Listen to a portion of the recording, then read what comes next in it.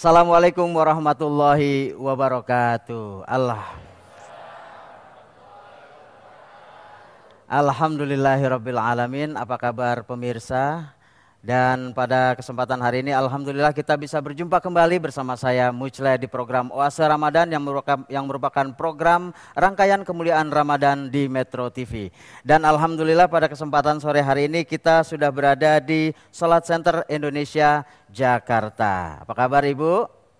Alhamdulillah. Bapak apa kabar? Baik, alhamdulillah. Kita akan sama-sama di sini membahas mengenai pendidikan sebagai perjalanan spiritual. Sebagaimana kita ketahui bahwa hari ini alhamdulillah kita sudah sampai pada pekan terakhir Ramadan.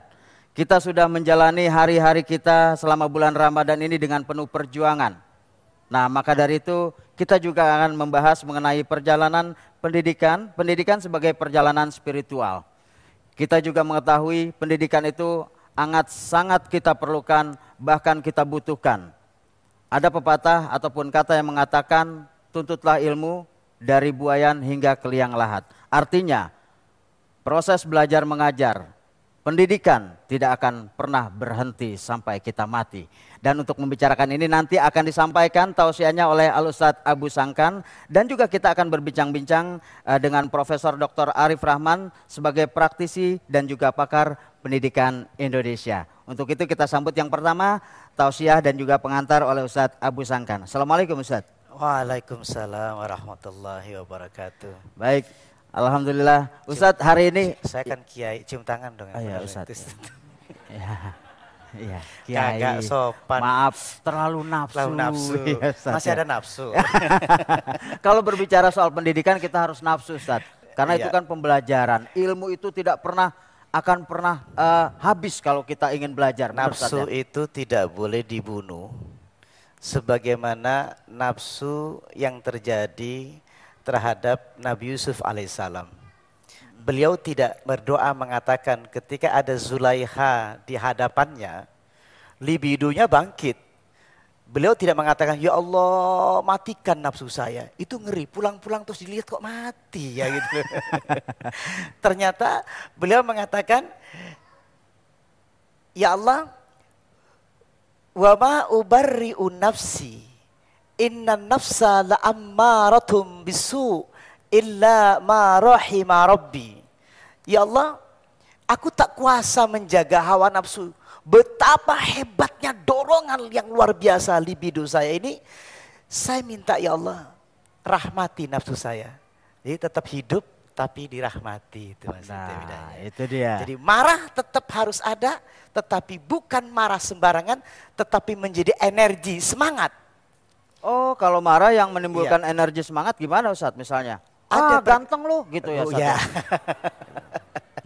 Satu ketika betul-betul nada gitu kan. Informasi dari batin kita yang diberikan energi sehingga tidak pernah berhenti. Ciri-ciri hawa nafsu emosional setelah itu berhenti. Orang yang tidak menggunakan hawa nafsu tapi power dari dirinya yang dirahmati, ketika dia mempunyai cita-cita tertentu, dia tidak akan pernah berhenti terus sampai mati. Tapi yang emosional biasanya hanya sekejap. Wah, gerutak-gerutuk. Tapi setelah itu selesai. Itu biasanya. Dan itu yang saya katakan hari ini kita akan membahas lebih dalam bahwa pendidikan nasional di Indonesia perlu kita bangkitkan. Makanya alhamdulillah kami mendapatkan tamu kehormatan kita yaitu Profesor Dr. Arif Rahman.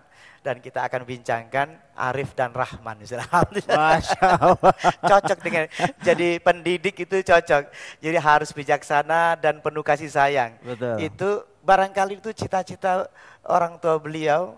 Mudah-mudahan ini juga akan dijadikan satu kalimat atau bahasa ketika tersampaikan di otak kita dan diharapkan oleh otak kita dan dicita-citakan innamal a'malu binniyat wa innamal likulli imri'in nawa. Segala setiap gerakan harus diniati. Kalau diniati biasa direspon oleh otak. Karena diniatkan diulang-ulang, maka diprogram di otak kita. Maka refleks konasi kita ada bergerak seperti apa yang kita pikirkan. Pendidikan kita selama ini, saya kadang-kadang sedih dengan pendidikan majelis taklim. Namanya tempat duduk dan untuk taklim, belajar. Tapi saya boleh kritik. Majelis taklim dari mulai dulu pelajarannya itu terus.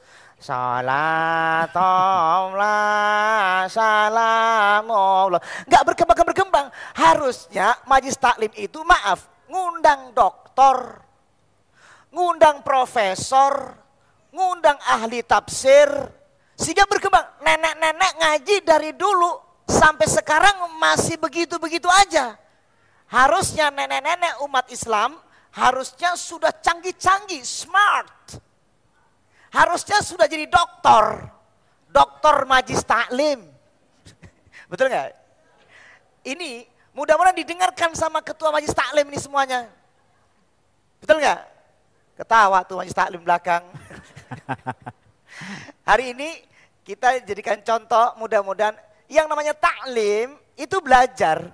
Belajar itu jangan itu terus. Ada babnya, naik lagi. Bukan selawatan saja.